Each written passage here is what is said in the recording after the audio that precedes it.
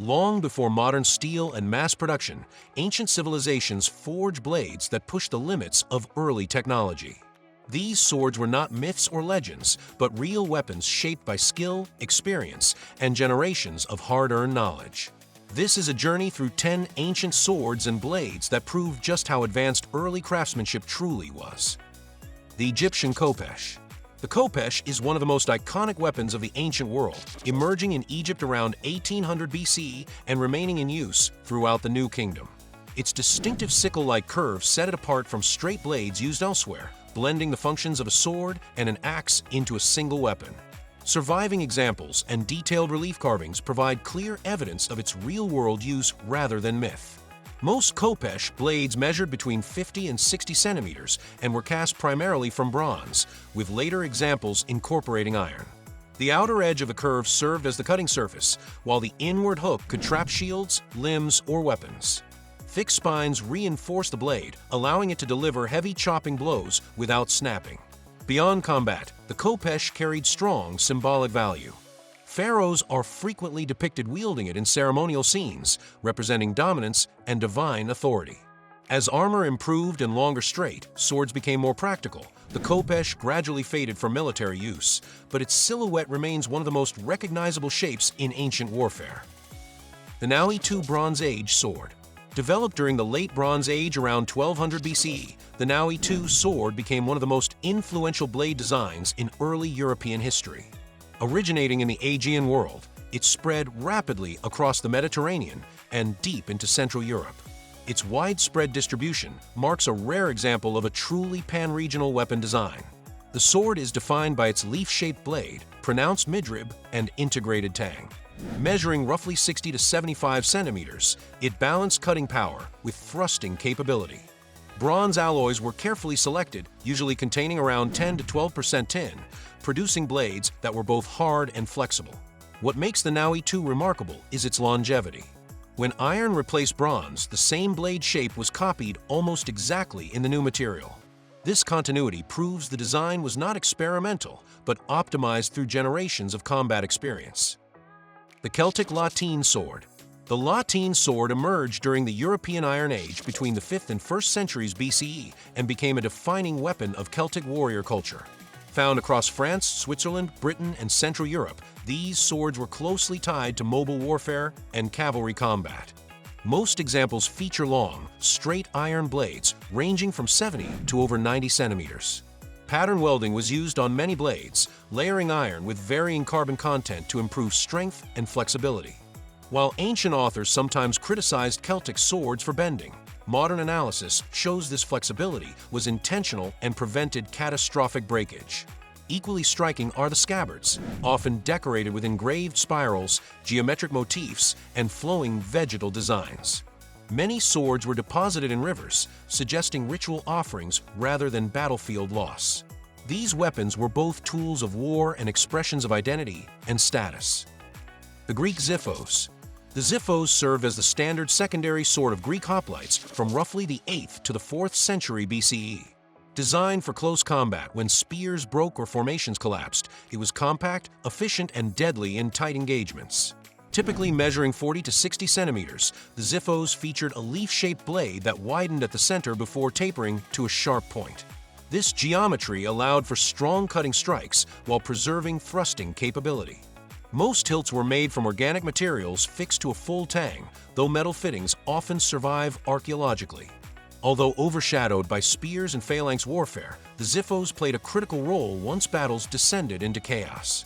Its balance and versatility made it one of the most refined interpretations of an ancient blade form that had existed for centuries. The Iberian Falcata. The falcata originated among Iberian cultures of modern Spain and Portugal during the 5th century BCE.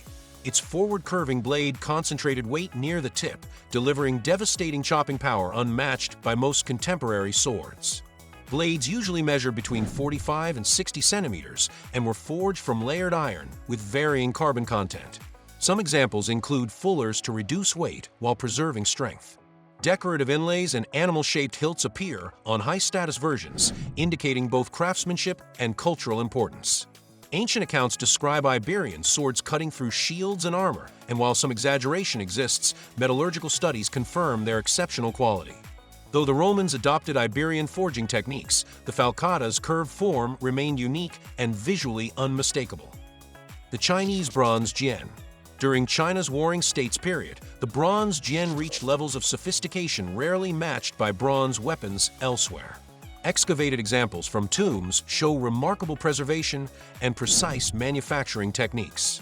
Most bronze jian measured between 40 and 55 centimeters and were cast using complex molds before being cold hammered and sharpened.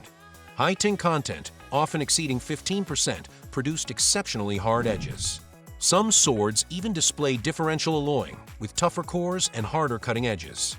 The jian was not only a battlefield weapon, but a symbol of elite status. Many were buried with nobles, adorned with jade, turquoise, or lacquered scabbards. Even after iron swords replaced them, the jian retained lasting cultural significance.